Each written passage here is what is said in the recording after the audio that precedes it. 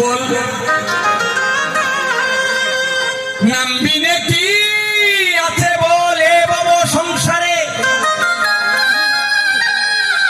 আর যেদম করে হরি চিনতে হরি করে তার চিনতে অন্তে জীবকে নিয়ে যায় সেই ভব সিন্ধু পারে। তাই বলি মন রসনা তেজে বিষয় বাসনা কেলে সোনার উপাসনা করো সার আর ওই যে হরি দীনবন্ধু পাইলে তার কৃপা বিন্দু ভব সিন্ধু সেদিন হবে পার। কিন্তু আমরা যে বাবা তা করতে পারছি না গো, কেন আমাদের ভিতরে যে বাবা অহংকার রয়েছে, এই অহংকারের কাদা যতদিনই থাকবে